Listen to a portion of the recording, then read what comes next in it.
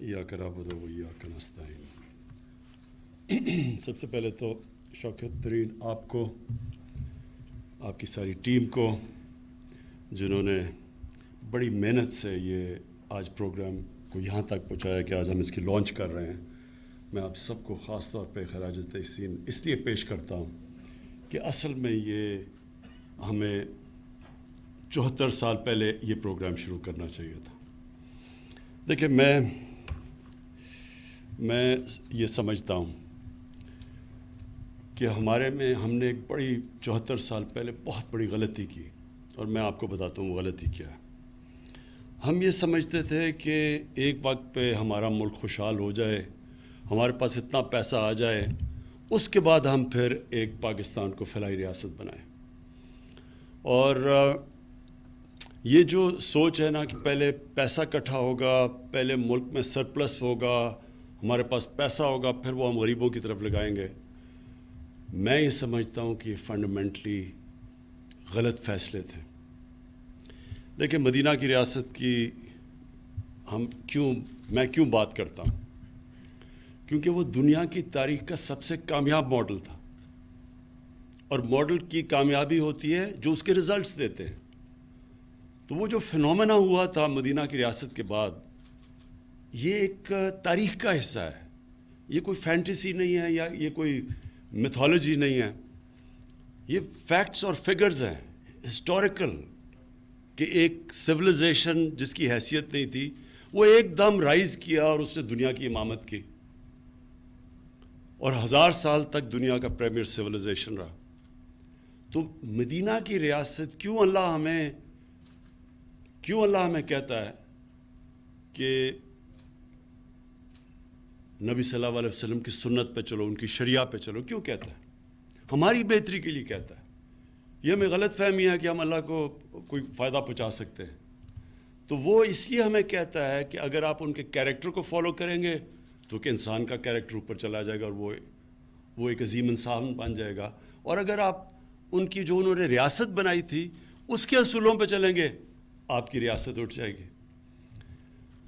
میرا یہ ایمان ہے کہ جو مدینہ کی ریاست میں ہوا تھا، پہلے انہوں نے فلاحی ریاست بنائی تھی، پھر خوشحالی آئی تھی۔ یہ بالکل غلط ہمیں خیال ہے کہ جو پہلے پیسہ آیا تھا اور پھر انہوں نے سارا نچلے طبقے کو، جو پہلی دنیا کی تاریخ کی ایک ویلفیئر اسٹیٹ بنی تھی، وہ ویلفیئر اسٹیٹ پہلے بنی تھی، پھر خوشحالی آئی تھی۔ کیونکہ اللہ کی برکت آتی ہے، جو ہم اللہ میں مانتے ہیں اس کی برکت آتی ہے، اس کی جب وہ خوش ہوتا ہے کہ آپ اس کی انسانیت کے لیے کچھ کرتے ہیں تو اوپر سے پھر وہ آپ کی مدد کرتا ہے۔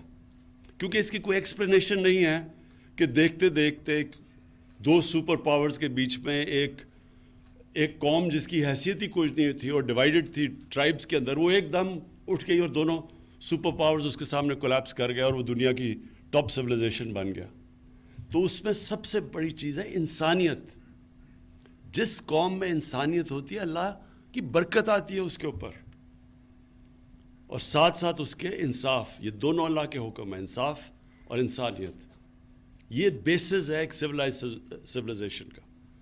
اب آپ دو قومیں دیکھ لیں، ایک ہی جتنی آبادی دونوں کی، ایک طرف ہندوستان، دوسری طرف چائنا۔ 35 سال پہلے دیکھ لیں، 40 سال پہلے تقریباً ایک ہی ساتھ تھے دونوں۔ آپ ان کے سوشل انڈیکیٹرز دیکھ لیں، تقریباً ساتھ تھے وہ۔ آج چائنا آسمان پہ پہنچ گیا ہے اور ہندوستان میں وہی ایک جزیرہ ہے بہت امیر لوگوں کا اور نیچے غربت ہے۔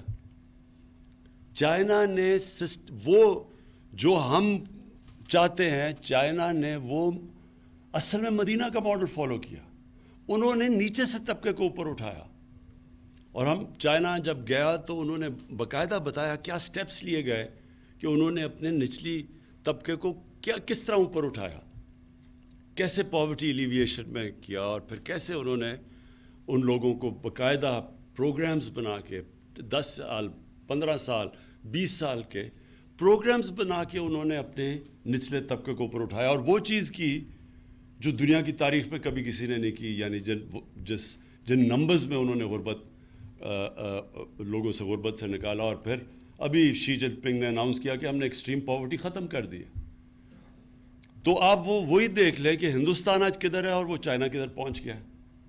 سو ہمارا جو فنڈامنٹل پرنسپلز ہم نے اس قوم میں جو ہمیں اڈاپٹ کرنے چاہیے تھے، جب ہم نے ایک بہت بڑا، ہمارے فاؤنڈنگ فادرز نے کہا کہ یہ مثالی اسلامی فلاحی ریاست بنے گی، یہ جو فیصلہ تھا اس کے اوپر کبھی عمل ہی نہیں ہوا اور ایک ایلیٹسٹ سسٹم بن گیا. جو آپ اور چیزیں چھوڑ دیں، تعلیم کا نظام لے لیں، یہ کتنی بڑی ایک ملک کی بدقسمتی ہے کہ ایک چھوٹے سے طبقے کو آپ انگلش میڈیم پڑھا دیں اور وہ نوکریاں ان کو دلوا دیں، باقی جو آپ کی عوام ہے وہ بیچاری اوپر ہی نہیں آ سکتی. ایجوکیشن اپارٹھائڈ، کہ آپ ایک طبقے کے لیے ایک تعلیم، دوسروں کے لیے نیچے، اور پھر ایک دینی مدرسے چل رہے ہیں. کبھی کسی نے کوشش نہیں کی اس کو سنتھسائز کرنے کے لیے کہ ایک ملک ہے، ایک قوم ہے، اس کا کورس سلیبس تو ایک ہو، لیکن کیونکہ ہماری طرح کی ایلیٹ فائدہ اٹھا رہی تھی اس سے، ہمارے بچوں کو اچھی نوکریاں مل رہی تھیں، ہمیں کوئی انسینٹو نہیں تھا کہ چینج کریں سسٹم. کیونکہ نیچے جو، اور پھر نیچے سے جو اوپر آتا تھا، جو لوگ اردو میڈیم سے پڑھ کے ایونچولی اپنی زندگی بہتر کر لی، وہ اپنے بچے انگلش میڈیم میں بھیج دیتے تھے. ان کو بھی جب وہ پارلیمنٹ میں بھی آ جاتے تھے، وہ ادھر پہنچ جاتے تھے جدھر وہ فیصلے کر سکتے تھے، تب بھی انہوں نے وہ سسٹم نہیں چینج کیا، کیونکہ وہ پھر بینیفیشری بن گئے اس ایلیٹس سسٹم کے. اور اس لیے میں شفقت آپ کو خاص طور پہ یہ خراج تحسین پیش کرتا ہوں، جو پہلی دفعہ پاکستان کی تاریخ میں ہم نے اب یہ بڑا مشکل اٹیمپٹ کیا چینج کرنے کا یہ سسٹم، کہ ہم نے ایک کورس سلیبس ایک بنایا. اور کتنی آوازیں آ رہی ہیں اس کو آبجیکٹ کرنے کے لیے. شرم نہیں آتی ان لوگوں کو کہ آپ کو پتہ ہے کہ ناانصافی کا سسٹم ہے، اس کے بعد بھی کامنٹ کہہ رہے ہیں جی پیچھے لے کے جا رہے ہیں لوگوں کو. یعنی کہ سمجھ نہیں آئے کہ پیچھے کیسے جا رہے ہیں. اگر آپ ساروں کو لیول پلینگ فیلڈ دیں گے کہ وہ بھی انگریزی سیکھیں تو پیچھے کیسے جا رہے ہیں. دوسری چیز جو شوکت نے بات کی کہ ہمارا جو سسٹم بن چکا ہے وہ سارا ایلیٹ کے لیے بن چکا ہے.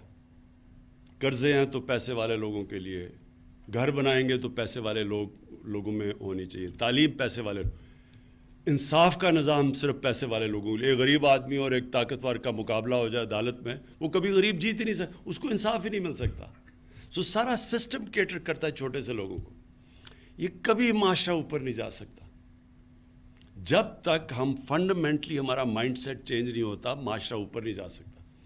میں بڑا سوچتا تھا کہ 1700s میں، 1700 میں ہندوستان کا جو جی ڈی پی تھا وہ 24% تھا دنیا کا. تو میں سوچتا تھا کہ یہ کیسے پیچھے رہ گیا. تو ایک برنیئر ہے جو 1650s میں جو شاہ جہان کے کورٹ میں جاتا ہے اور وہ فزیشین بن جاتا ہے وہاں. تو اس کی ڈائریز ہیں کہ وہ کورٹ کی لائف کیا تھی. تو اس میں بڑی زبردست انسائٹ ملتی ہے کہ ہم کیوں پیچھے چلے گئے. اس وقت سپر پاور تھے مغل، دنیا کی سپر پاور مانے جاتے تھے وہ. تو وہ جب وہ ڈسکرائب کرتا ہے وہاں کی دنیا اور پھر وہ کمپیئر کرتا ہے کہ فرانس میں کیا ہو رہا ہے اور وہ فرانس میں کیا حالات تھے اور ادھر کیا حالات تھے ہندوستان میں. تو پہلے تو وہ بادشاہ کا بتاتا ہے کہ اس کے پاس جس طرح کے جو وسائل تھے، پیسے تھے، ہیرے، جولری، سب کچھ، کہتا وہ مقابلہ ہی نہیں کر سکتا تھا فرانس سے، ان کا بادشاہ. یعنی جس طرح کی وہ امیری تھی، اس کے بادشاہ، مغل بادشاہ، پھر اس کے پرنسز تھے، پھر ان کا سارا.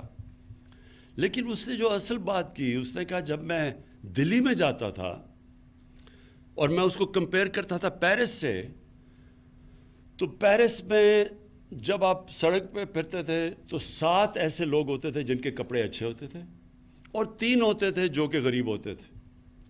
لیکن کہتا جب میں دلی کی سڑک میں پھرتا تھا تو 6 ایسے لوگ ہوتے تھے جن کے کپڑے پھٹے ہوئے اور جو غریب ہوتے تھے، اور صرف 3 یا 4 ہوتے تھے جن کے اچھے کپڑے تھے. تو بیسکلی جب ایک انیکوالٹی ہوتی ہے سوسائٹی میں، یہ بیسز ہوتا ہے اس کا نیچے جانے کا. کوئی بھی معاشرہ نہیں کامیاب ہو سکتا جدھر ایک امیروں کا ایک جزیرے ہوں اور غریبوں کا سمندر ہو، کوئی معاشرہ نہیں کامیاب ہو سکتا. تو ہماری کیا کوشش ہے، وہ اپنا ذرا مائنڈ سیٹ اور ملک کی پرائرٹیز چینج کریں کہ یہ جو نیچے طبقہ ہے جس کے لیے نہ ہم آپ کو پتہ ہے کوئی گھر ہی بیچارے نہیں بنا سکتے، کوئی سسٹم ہی نہیں تھا لون دینے کا. غریبوں کو تو چھوڑیں، جو ہماری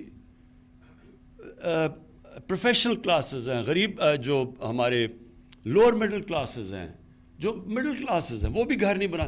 کیش ہے تو گھر بناؤ، یا کوئی سسٹم ہی نہیں تھا ہاؤس فائنینسنگ کا. اور پھر جب ہم نے یہ کیا اور بڑی مشکلوں سے بڑی دیر لگی رکاوٹیں دور کرتے کرتے کہ کیوں نہیں فائنینس جا رہا نیچے، تو ہم نے پھر ریئلائز کیا فائنلی جب تیار بھی ہو گیا سسٹم، ہم نے قانون بھی وہ فورکلوجر لا کا جو قانون تھا وہ جو پھنسا ہوا تھا بڑی دیر سے، وہ بھی کسی نے کوشش نہیں کی اس کو وہ اسٹے آرڈر ختم کرنے کے لیے. تو جب ہو بھی گیا پھر بھی جو ہمارے بینکس تھے ان کے پاس انفراسٹرکچر ہی، ان کی ٹریننگ ہی نہیں تھی چھوٹے لوگوں کو قرضے دینے کے لیے، تو وہ چھوٹے لوگوں کو قرضے نہیں ملتے تھے. ہم نے پھر جب ریویو کرتے تھے تو اس لیے یہ بڑا زبردست آئیڈیا. اور شوکت ترین آپ کی اس لیے کیونکہ بینکنگ میں آپ کا ایکسپیرنس تھا، تو اس لیے پھر یہ جو مائکرو فائنانس کی طرف آئے. اور جس طرح قوت کا بڑا زبردست ان کی تجربہ اور ایکسپیرنس ہے، تو بجائے ہم نے ریئلائز کیا کہ بینکس جب تک سیکھیں گے چھوٹے لوگوں کو قرضے دینے میں تب تک تو ہمارے 5 سال بھی پورے ہو جائیں گے. تب ہم نے پھر سوچا کہ ہم مائکرو فائنانس کمپنیز کو لے کے آئیں، جو شوکت ترین کا آئیڈیا تھا. اور اب انشاءاللہ یہ جو کامیاب پاکستان ہے، یہ ایک لینڈ مارک پاکستان کی تاریخ میں ایک ایسا پروگرام یہ شروع کر رہے ہیں ہم، جو میں سمجھتا ہوں کہ خیر کامیابی تو اللہ دیتا ہے، کوشش انسان کی ہے. کہ میں یہ سمجھتا ہوں کہ جب آپ اس طرف لگ جائیں جدھر عام آدمی کی زندگی آپ بہتر کریں، جدھر غریب آدمی کی دعائیں لگیں، تو اسی معاشرے میں اللہ کی برکت آتی ہے. میں صرف اپنا تجربہ آپ کو شوکت خانم کا بتا دوں کہ ہم نے جب میرا صرف شوکت خانم بنانے کا صرف مقصد ایک تھا کہ غریب آدمی چھوڑیں، 95% 90% پاکستانی کینسر کا علاج نہیں کروا سکتے کیونکہ سب سے مہنگا علاج ہے. تو وہ میں نے تب سوچا کہ غریب آدمی، اگر ہم پیسے والے لوگوں کے لیے اتنا مہنگا علاج ہے تو غریب آدمی کے لیے تو امپاسبل ہے. تو شوکت خانم کا بیسس وہ تھا. اب یہ سوچیں کہ جب وہ ہاسپٹل بنا تو ہمیں سب نے کہا کہ غریب کا ایک پہلے ہی بڑا مشکل ہوتا ہے، کینسر ہاسپٹل کے جو ایکسپنسز جو چلانا اس کا رننگ کاسٹ سب سے زیادہ ہوتے ہیں. تو اگر آپ غریب کا مفت علاج کریں گے تو ہاسپٹل چلے گا ہی نہیں. تو ہمارے جو باہر سے بھی ایڈوائز، اپنے باہر سے ایڈمنسٹریٹر منگوایا، اس نے بھی یہ کہا کہ اگر آپ نے 5% سے زیادہ لوگوں کا مفت علاج کیا بند ہو جائے گا ہاسپٹل. اور وہ پھر ہاسپٹل نے میرا یہ جو ایمان پکا کیا کہ جب آپ غریب کے لیے، اور ہم کھڑے رہے، ہم نے وہی کیا کہ 70% کا مفت علاج ہوگا. تو یہ دنیا میں کوئی ایک پرائیویٹ کینسر ہاسپٹل نہیں جو 70% مریضوں کا مفت علاج کرتا ہے، کوئی نہیں ہے دنیا میں ایسا.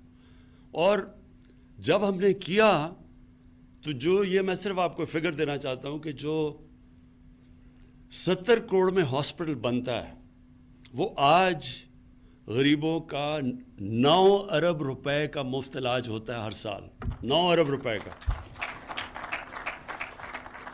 لیکن ہر سال پچھلے سال سے زیادہ پیسہ آ جاتا ہے.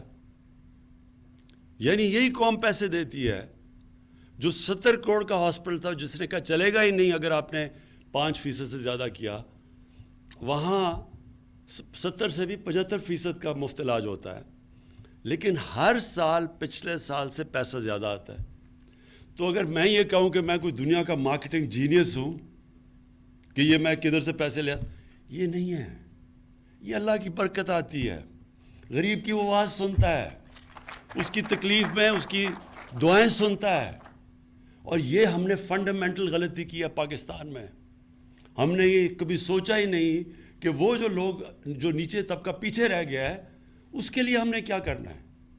ہماری ساری سوسائٹی کیٹر نہیں کرتی ان لوگوں کے لیے. ہماری یہ ملک میں سب سے زیادہ جنراسٹی ہے. یہ سب سے زیادہ خیرات دیتا ہے ملک، لوگ دیتے ہیں. لیکن گورنمنٹ جس کو لیڈ کرنا چاہیے تھا وہ سارے سسٹمز ہی بن چکے ہیں ایلیٹ کے لیے. سب کچھ پاکستان میں ہمارا سارا سسٹم صرف ایک چھوٹے سے ایلیٹ کو کیٹر کرتا ہے. اور جب آپ یہ چینج لے کے آتے ہیں تو بڑی ریزسٹنس آ جاتی ہے اس کے اوپر. تو یہ میں تو سرپرائز نہیں ہوں کہ انہوں نے بڑا کہا آپ کو کہ جی یہ نہیں ہو سکتا. ہمیشہ جب آپ یہ چیز کریں گے تو لوگ کہیں گے یہ نہیں ہو سکتا. یہ انشاءاللہ یہ بڑی محنت سے آپ تک یہاں پہنچے ہیں. انشاءاللہ یہ کامیابی سے چلے گا. آپ کو پرابلمز آئیں گے. آپ کے پاس پوری ایک کمیٹی مانیٹرنگ کرنے کے لیے بیٹھی ہونی چاہیے جو کانسٹنٹلی ایویلیویٹ کرے کہ کس طرح کے پرابلمز آ رہے ہیں.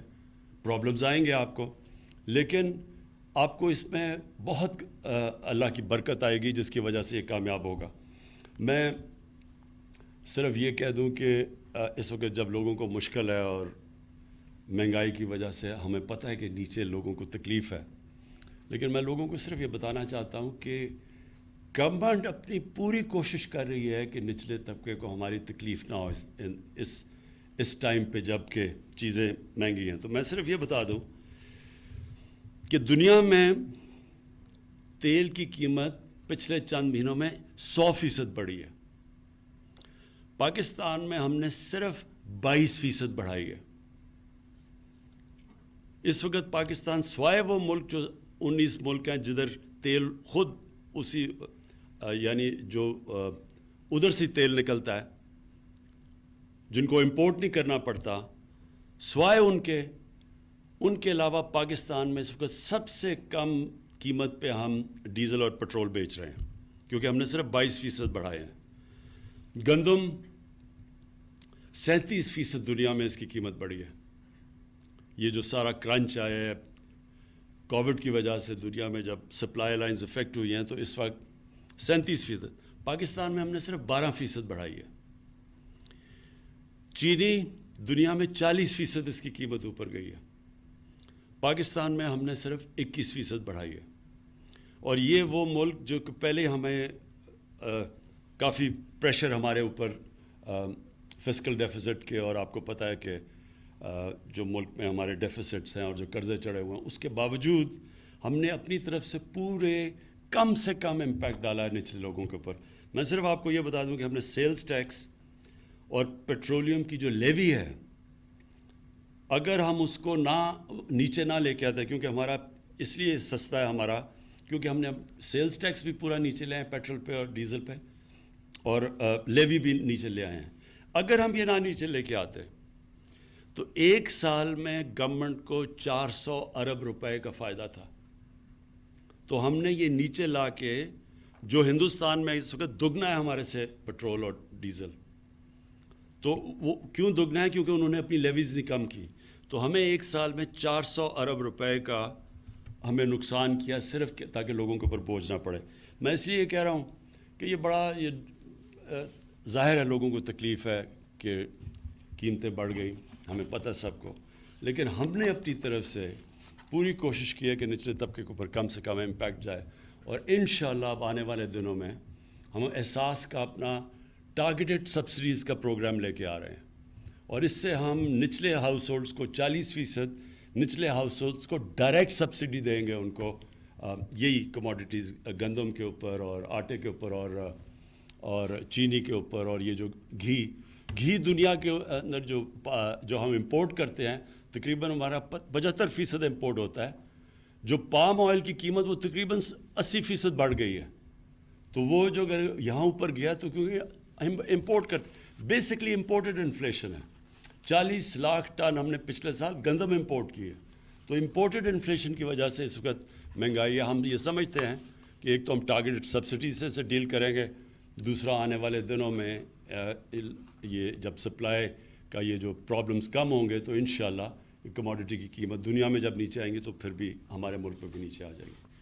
پھر سے میں آپ سب کو شوکت آپ کی ساری ٹیم کو, جتنے بھی آپ نے یہ جو کنسلٹیشنز کر کے یہاں تک پہنچے ہیں, میں ان سب کو آج خراج تحسین پیش کرتا ہوں. شکریہ.